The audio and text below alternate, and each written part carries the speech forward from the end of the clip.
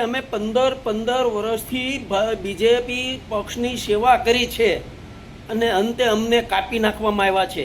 ટિકિટો વેચાઈ રહી છે, ટિકિટોના ચોદા થઈ રહ્યા છે. અમને ટિકિટ નહીં મળે તો અમે રાજીનામા આપશું. ગાળાગાળી કરે છે અને કમલમ ખાતે ધબડા સટી બોલે છે. અને 2002ની અંદર માનનીય શ્રી નરેન્દ્રભાઈ મોદીએ આપણને ગુજરાતની જનતાને વાયદો મારેલો કે હું સત્તામાં આવીશ તો ગુજરાતના ખેડૂતોને કલ્પચર યોજના આપીશ. તો ગુજરાતના 54 લાખ ખેડૂતોને માત્ર વિચારવાનું છે કે આપણને તો 30 વર્ષથી આની કલ્પચર નથી આપી. જો તમારે ગુલામી ન કરવી હોય, તમારા હકનું તમારે જોતું હોય તો આની માથે સવાલ કરો.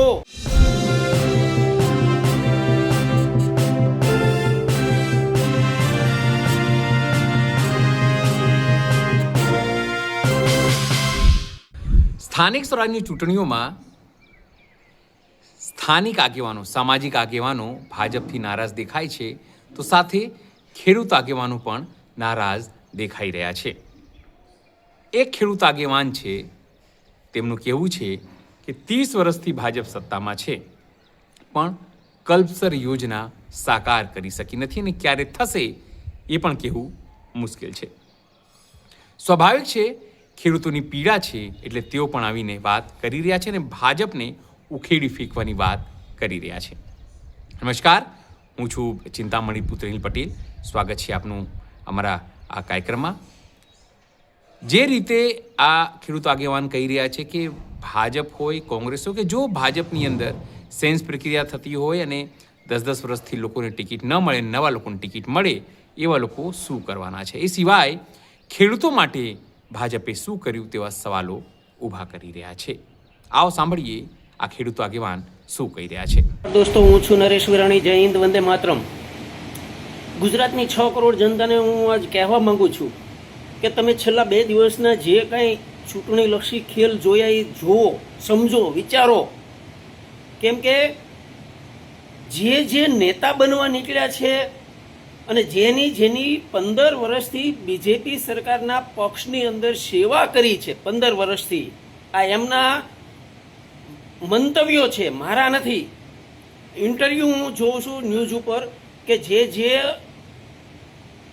ટિકિટ ઈચ્છુઓ ટિકિટ ન મળવાને કારણે પોતાના મંતવ્યો રજૂ કરે છે કે અમે 15 વર્ષથી બીજેપી પક્ષની સેવા કરી છે અને અંતે અમને કાપી નાખવામાં આવ્યા છે. ટિકિટો વેચાઈ રહી છે, ટિકિટોના ચોદા થઈ રહ્યા છે. આવા મંતવ્યો આવે છે અને પછી ત્યારબાદ એમ કહે છે કે અમને ટિકિટ નહીં મળે તો અમે રાજીનામા આપશું. ગાળાગાળી કરે છે અને કમલમ ખાતે ધબડા સટી બોલે છે કે નહીં? તમે જોવો. અને હવે તમે વિચારો કે 30 વર્ષથી ગુજરાતની અંદર સત્તાની અંદર બીજેપી સરકાર છે. છેલ્લા 14-15 વર્ષથી તો ડબલ એન્જિન સરકાર છે. અને 2002ની અંદર માનનીય શ્રી નરેન્દ્રભાઈ મોદીએ આપણને ગુજરાતની જનતાને વાયદો મારેલો કે હું સત્તામાં આવીશ તો ગુજરાતના ખેડૂતોને કલ્પચર યોજના આપીશ. હવે ગુજરાતના 6 કરોડ ખેડૂતોને વિચારવાનું કે જે વ્યક્તિનો આસિસ્ટન્ટ કહીએ કે એમનો ચાહક કહીએ કે એમને જો 15 વર્ષની સેવાના બદલામાં એક ટિકિટ ન મળતી હોય અને ગાળાગાળી કરતા હોય તો ગુજરાતના 54 લાખ ખેડૂતોને માત્ર વિચારવાનું છે કે આપણને તો 30 વર્ષથી આની કલ્પચર નથી આપી. તો આપણે શું કરાય? આપણે શું કરવું જોઈએ? હું તમને એક જ વસ્તુ કહેવા આવ્યો છું. જો તમે એ નેતા બનવા નીકળ્યા હોય, એની 15 વર્ષ કે 10 વર્ષની સેવા ન કરી હોય અને એ કમલમમાં જઈને ગાળાગાળી કરતા હોય ને બગડાસટી બોલાવતા હોય તો ગુજરાતના 55 લાખ ખેડૂતોને હું એ જ કહેવા આવ્યો છું કે આપણને 30 વર્ષથી આની કલ્પસર નથી આપી. તો હવે તમે વિચારો કે તમારે શું કરવું છે કે હજી આની ગુલામી જ કરવી છે? જો તમારે ગુલામી ન કરવી હોય ને તમારા હકનું તમારે જોતું હોય તો આની માથે સવાલ કરો.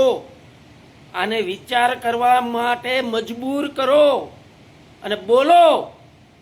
તમારે તમારા બાપનું ને અમારા બાપનું ઈ તમારું એમ બોલો અને સવાલ કરો અને જે કોઈ નેતા તમારી પાસે મત માંગવા આવે ને ત્યારે માત્ર એટલું જ કહેજો કે 30 વર્ષથી અમને કલ્પસર નથી મળી, એનું કારણ શું?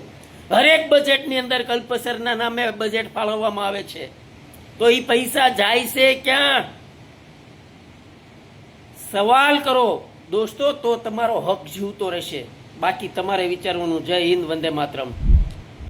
જે રીતે આ ખેડૂત આગેવાને પોતાની વાત કરી છે તેને લઈને આપ શું વિચારો છો જરૂરથી અમારા કોમેન્ટ બોક્સમાં કોમેન્ટ કરજો. એ સિવાય અમારી યુટ્યુબ ચેનલને લાઇક કરો, સબસ્ક્રાઇબ કરો, બેલ આઇકન દબાવો. સાથે અમારી વેબસાઇટ છે www.gujaratplus.in, ત્યાં પણ જઈને તમે વધુ અપડેટ થઈ શકો છો. અત્યારે માટે બસ આટલું જ. નમસ્કાર.